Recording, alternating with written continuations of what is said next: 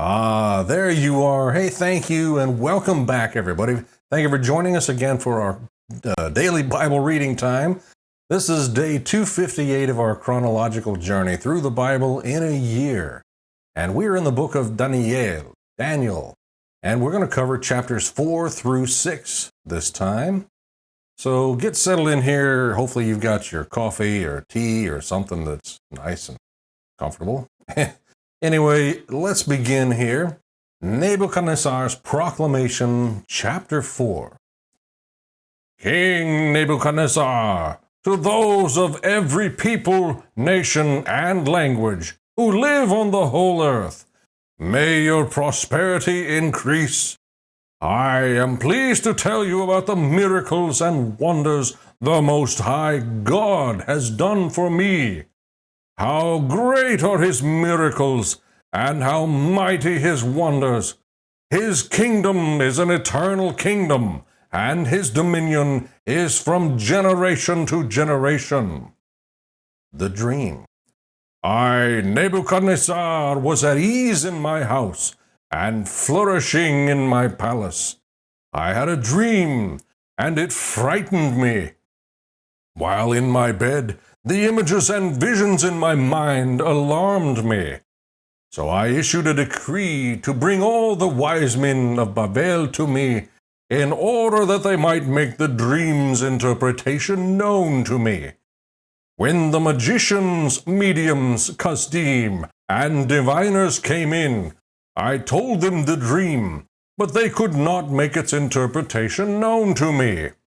Finally, Daniel, named Belteshazzar after the name of my God, and a spirit of the holy gods is in him, came before me. I told him the dream. Belteshazzar, head of the magicians, because I know that you have the spirit of the holy gods, and that no mystery puzzles you. Explain to me the visions of my dream that I saw, and its interpretation. In the visions of my mind, as I was lying in bed, I saw this. There was a tree in the middle of the earth, and it was very tall. The tree grew large and strong. Its top reached to the sky, and it was visible to the ends of the earth. Its leaves were beautiful, its fruit was abundant, and on it was food for all. Wild animals found shelter under it. The birds of the sky lived in its branches, and every creature was fed from it. As I was lying in my bed, I also saw in the visions of my mind a watcher, a holy one, coming down from heaven. He called out loudly, "Cut down the tree and chop off its branches. Strip off its leaves and scatter its fruit. Let the animals flee from under it, and the birds from its branches. But leave the stump with its roots in the ground, and with a band of iron and bronze around it, in the tender grass of the field. Let him be drenched with dew from the sky, and share the plants of the earth with the animals. Let his mind be changed from that of a human, and let him be given the mind of an animal for 7 periods of time. This word is by decree of the watchers, and the decision is by command from the holy ones. This is so that the living will know that the Most High is ruler over human kingdoms. He gives them to anyone he wants, and sets the lowliest of people over them. This is the dream that I, King Nebuchadnezzar, had. Now, Belteshazzar, tell me the interpretation, because none of the wise men of my kingdom can make the interpretation known to me. But you can, because you have a spirit of the holy gods. Excuse me. The dream interpreted. Then Daniel, whose name is Belteshazzar, was stunned for a moment. and his thoughts alarmed him. The king said, "Belteshazzar, don't let the dream or its interpretation alarm you." Belteshazzar answered, "My lord, may the dream apply to those who hate you, and its interpretation to your enemies. The tree you saw, which grew large and strong, whose top reached the sky and was visible to the whole earth, and whose leaves were beautiful and its fruit abundant, and on it was food for all. Under it the wild animals lived, and in its branches the birds of the sky lived. That tree is you, your majesty, for you have become great and strong. Your greatness has grown and even reaches the sky, and your dominion extends to the ends of the earth." The king saw a watcher, a holy one, coming down from heaven and saying, "Cut down the tree and destroy it, but leave the stump with its roots in the ground and with a band of iron and bronze around it in the tender grass of the field. Let him be drenched with dew from the sky and share food with the wild animals for 7 periods of time." This is the interpretation, your majesty, and this is the decree of the Most High that has been issued against my lord the king. You will be driven away from people to live with the wild animals. You will feed on grass like cattle and be drenched with dew from the sky for 7 periods of time, until you acknowledge that the Most High is ruler over human kingdoms, and he gives them to anyone he wants. As for the command to leave the tree's stump with its roots, your kingdom will be restored to you as soon as you acknowledge that heaven rules. Therefore, may my advice seem good to you, my king. Separate yourself from your sins by doing what is right, and from your injustices by showing mercy to the needy. Perhaps there will be an extension of your prosperity." The sentence executed. All this happened to King Nebuchadnezzar. At the end of 12 months, as he was walking on the roof of the royal palace in Babel, the king exclaimed, "Is not this Babel the Great, that I have built to be a royal residence by my vast power and for my majestic glory?" While the words were still in the king's mouth, a voice came from heaven. "King Nebuchadnezzar, to you it is declared that the kingdom has departed from you. You will be driven away from people to live with the wild animals, and you will feed on grass like cattle for 7 periods of time, until you acknowledge that the Most High is ruler over human kingdoms, and he gives them to anyone he wants." At that moment, the message against Nebuchadnezzar was fulfilled. He was driven away from people.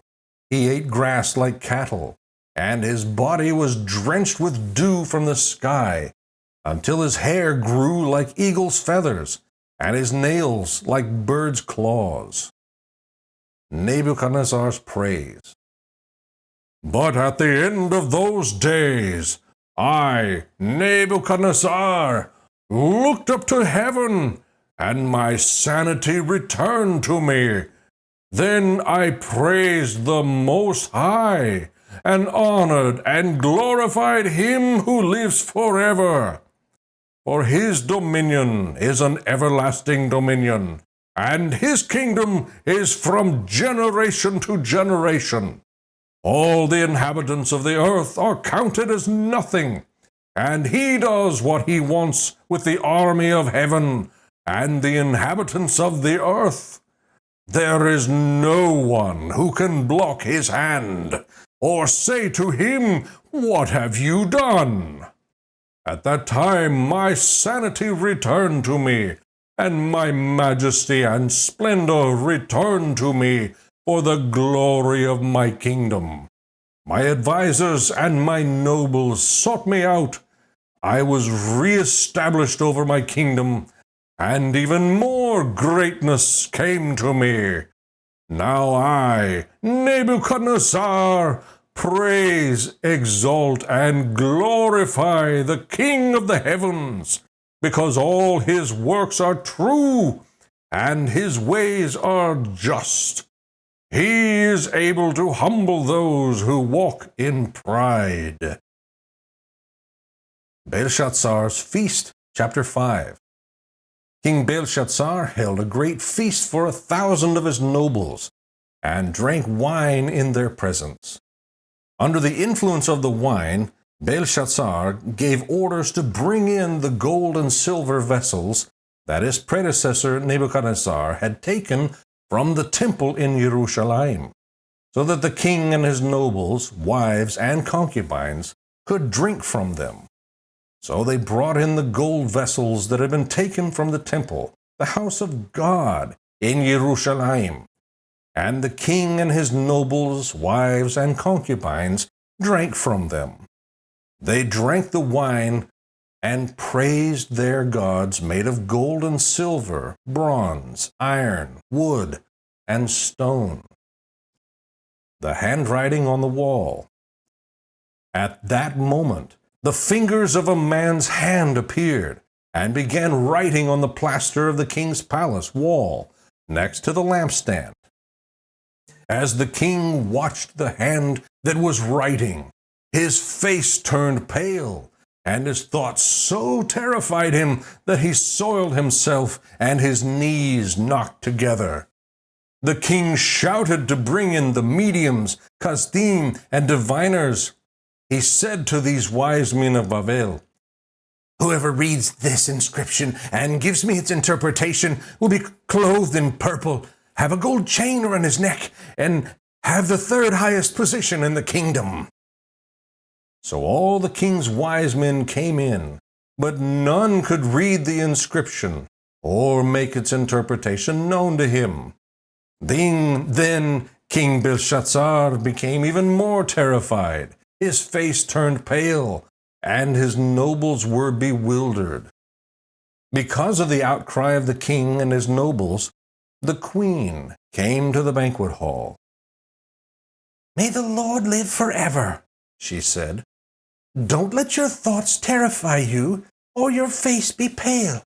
There's a man in your kingdom who has a spirit of the holy gods in him.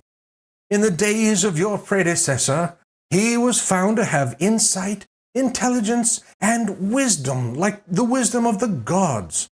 Your predecessor, King Nebuchadnezzar, appointed him chief of the magicians, mediums, kasdim, and diviners.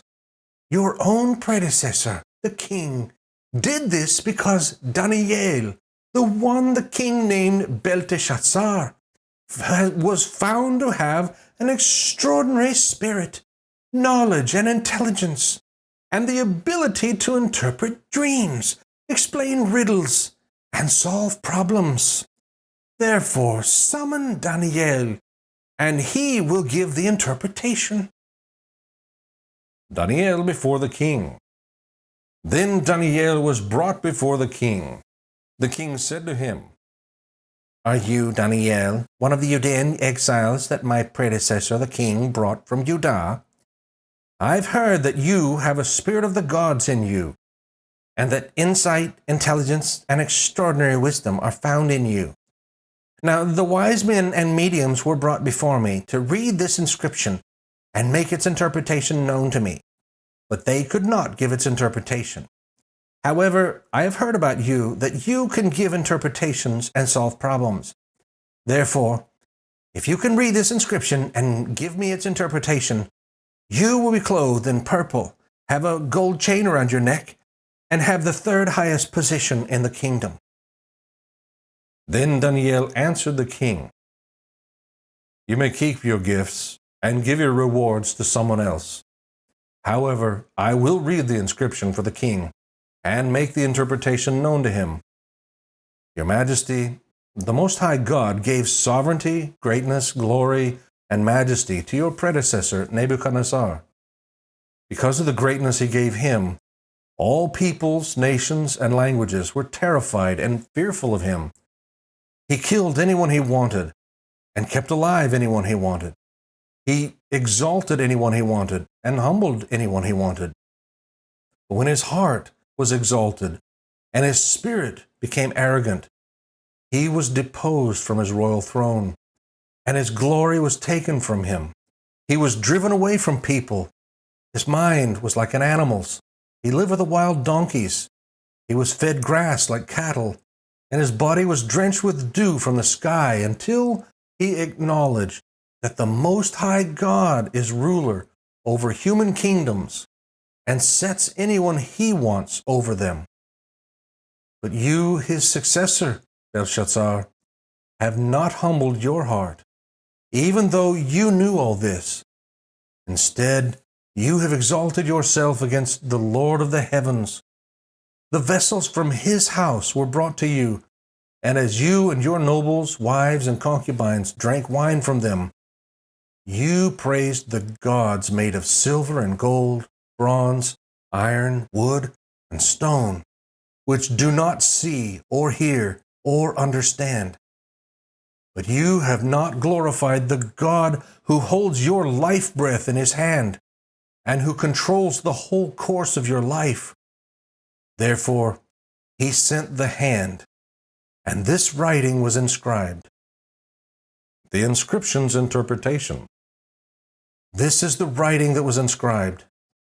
Mene, Mene, Tekel, and Parsin. This is the interpretation of the message. Mene means that God has numbered the days of your kingdom and brought it to an end. Tekel means that you have been weighed on the balance and found deficient. Peres means that your kingdom has been divided and given to Madai and Paras. Then Belshazzar gave an order, and they clothed Daniel in purple, placed a gold chain around his neck, and issued a proclamation concerning him that he should be the third ruler in the kingdom. That very night, Belshazzar, the king of the Kasdim, was killed. And Daryawish Madai received the kingdom at the age of 62. The plot against Daniel, chapter 6. Daryawish decided to appoint 120 satraps over the kingdom, stationed throughout the realm, and over them 3 administrators, including Daniel. These satraps would be accountable to them so that the king would not be defrauded. Daniel distinguished himself above the administrators and satraps because he had an extraordinary spirit, so the king planned to set him over the whole realm.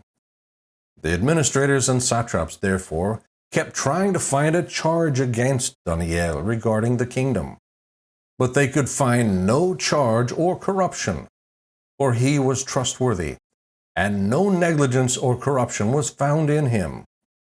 Then these men said, "We will never find any charge against this Daniel, unless we find something against him concerning the law of his God."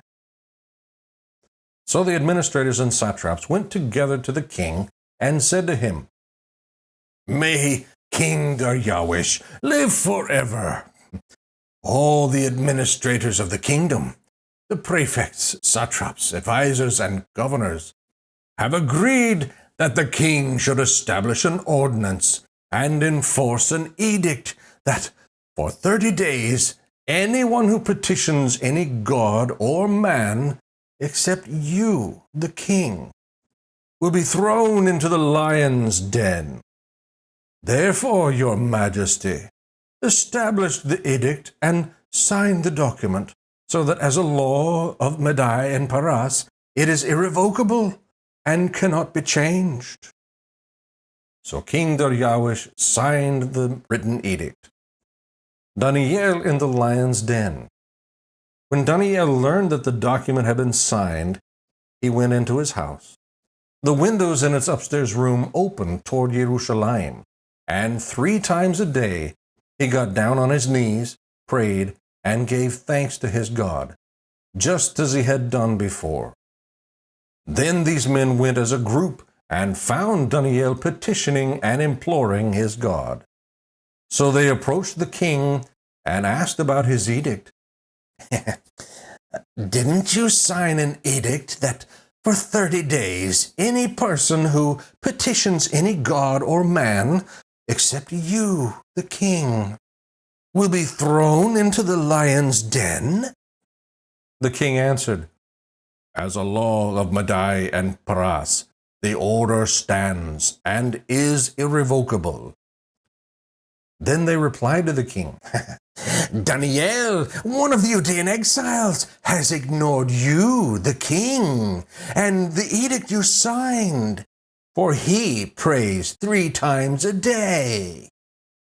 As soon as the king heard this, he was very displeased. He set his mind on rescuing Daniel and made every effort until sundown to deliver him.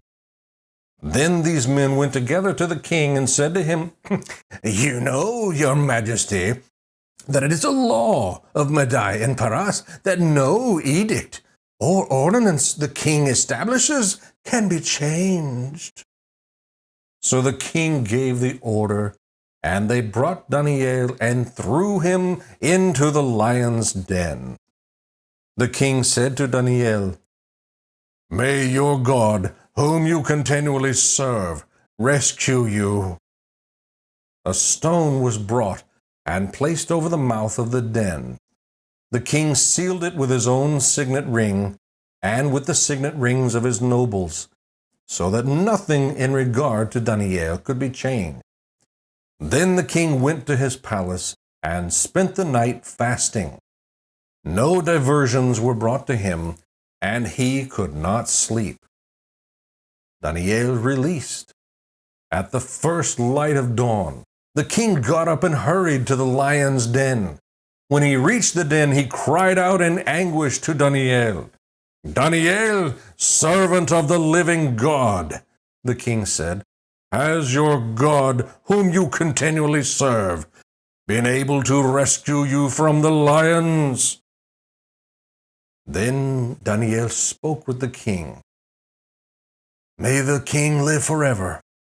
My God sent his angel and shut the lions' mouths, and they haven't harmed me, for I was found innocent before him, and also before you, your majesty. I have not done harm. The king was overjoyed and gave orders to take Daniel out of the den. When Daniel was brought up from the den, he was found to be unharmed, for he trusted in his God. The king then gave the command, and those men who had maliciously accused Daniel were brought and thrown into the lion's den. They, their children, and their wives. They had not reached the bottom of the den before the lions overpowered them and crushed all their bones. Darius honors God. Then King Darius wrote to those of every people, nation, and language who live on the whole earth, May your prosperity abound. I issue a decree that in all my royal dominion, people must tremble in fear before the God of Daniel. For he is the living God, and he endures forever. His kingdom will never be destroyed, and his dominion has no end. He rescues and delivers. He performs signs and wonders in the heavens and on the earth. For he has rescued Daniel from the power of the lions. So Daniel prospered during the reign of Darius and the reign of Koresh Barsai, Cyrus the Persian. May the Lord bless the reading and study of his word.